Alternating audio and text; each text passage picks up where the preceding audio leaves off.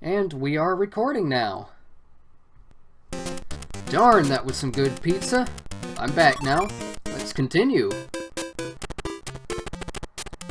Now, if I remember correctly, we should have, yes, the Pool of Rain and a Town in Chaos. I'm going to go to a Town in Chaos first because it's perhaps my favorite level in the game. There might be others, though. This level has the same musical setup as the Peaceful Village. I was going to say a Peaceful Village, but anyway. You know what? I'm going to go through that door over there. There are some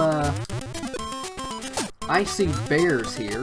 They will freeze Wario and send him sliding. Oh dear.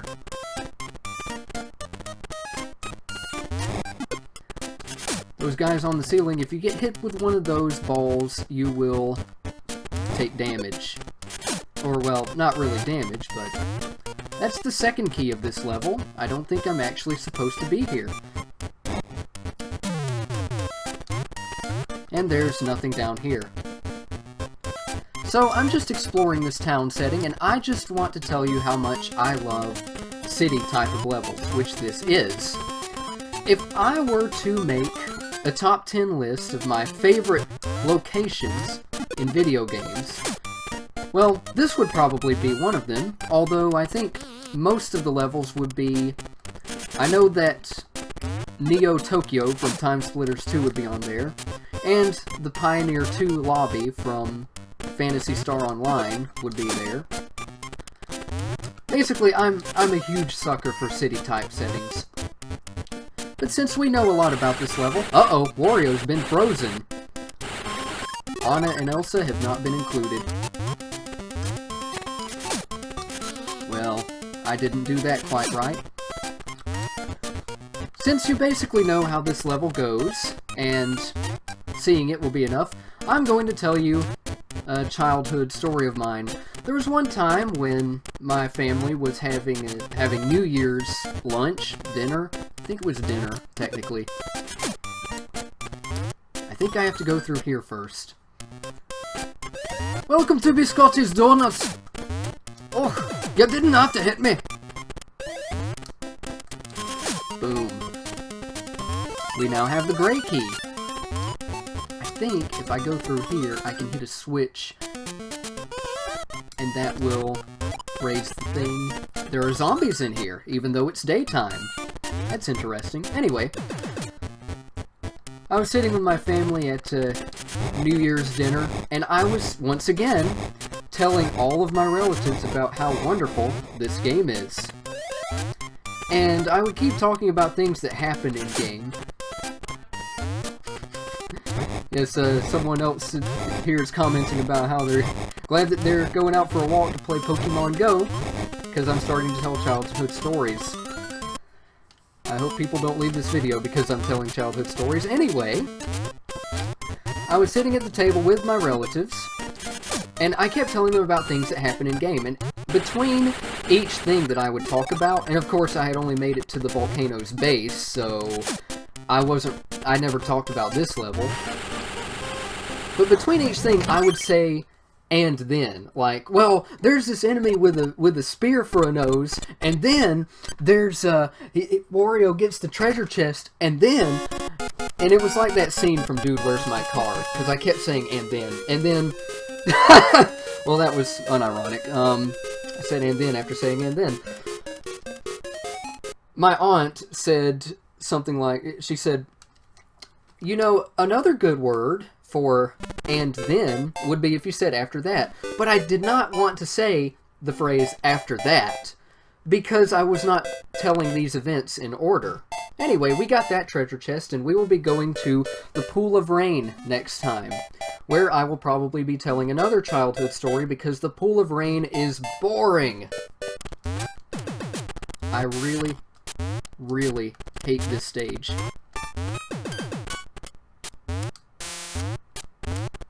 There appears to be audio glitches in this level's music.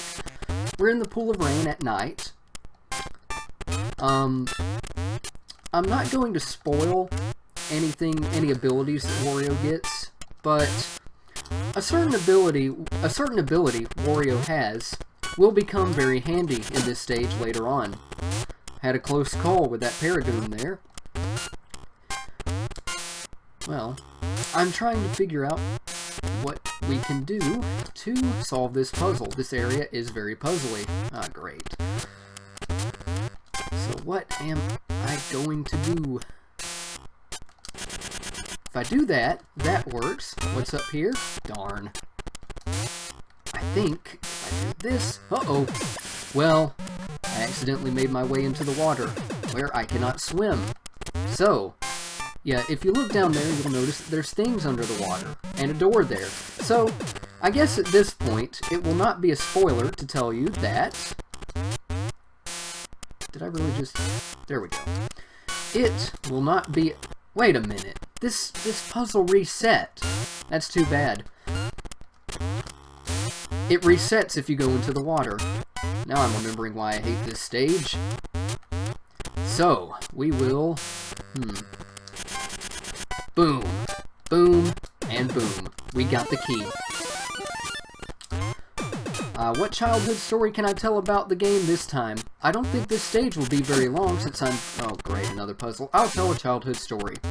So, where I live, there's this, at least at the time, there was this step.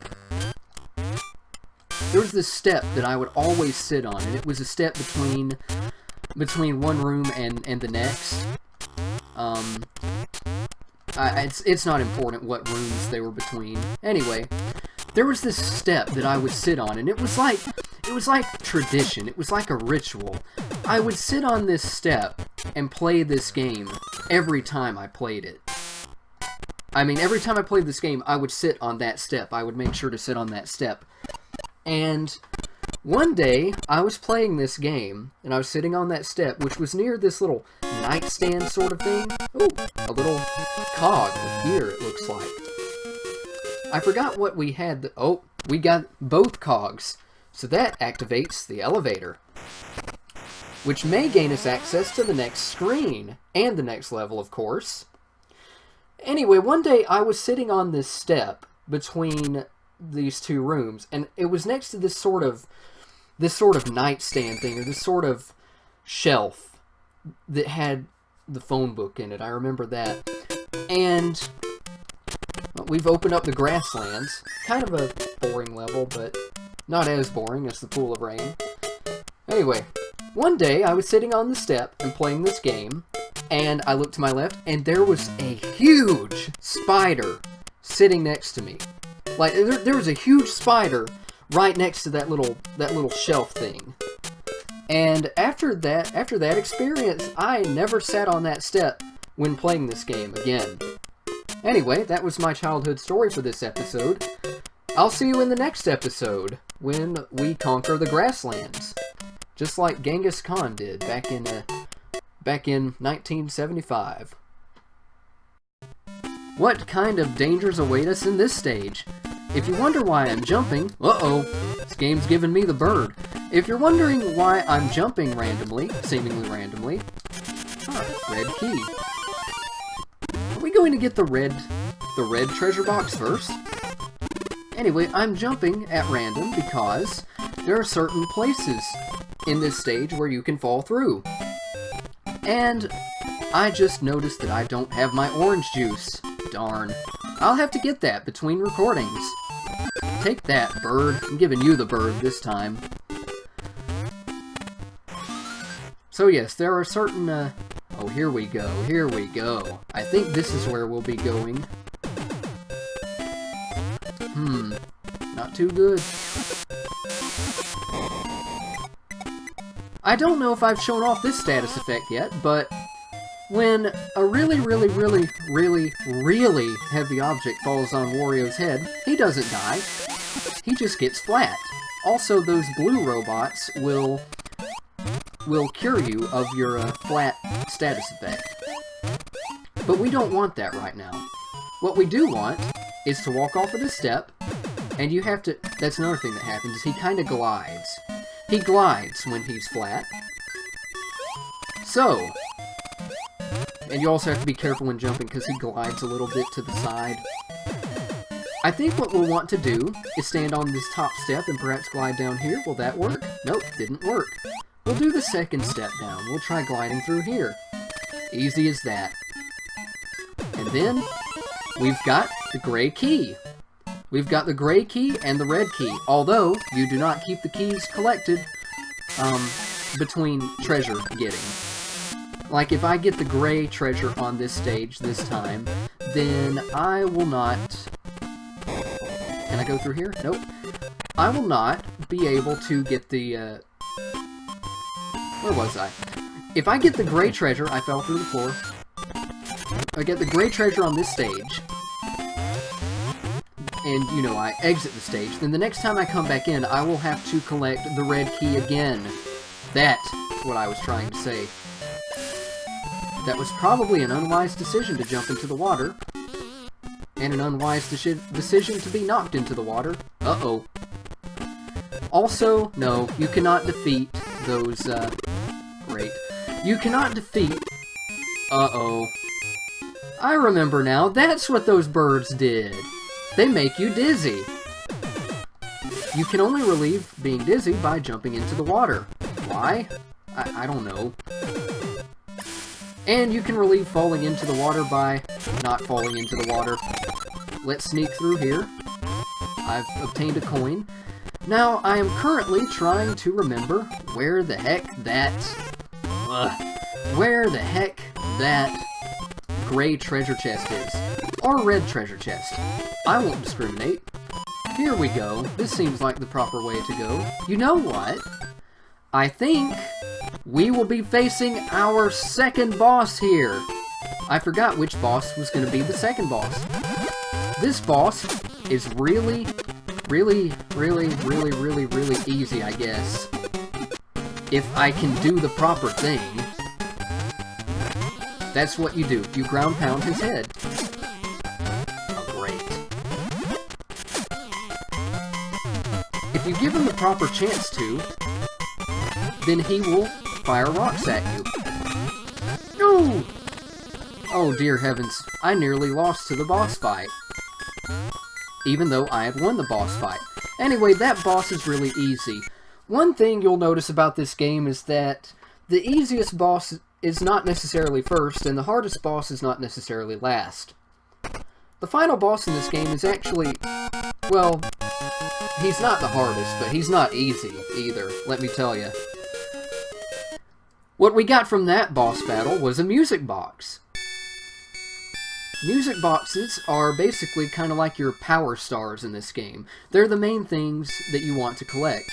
When you've collected all of the music boxes, you can face the final boss in the game. I won't give you details on facing the final boss in the game, like what the boss is or where it is. I'll just say that once you've collected the music boxes, you take it back to the temple dude, and a new path opens. Anyway, that has been the Grasslands. It's now nighttime, and we'll be going to this newly opened stage, the Big Bridge. So, I'll see you then.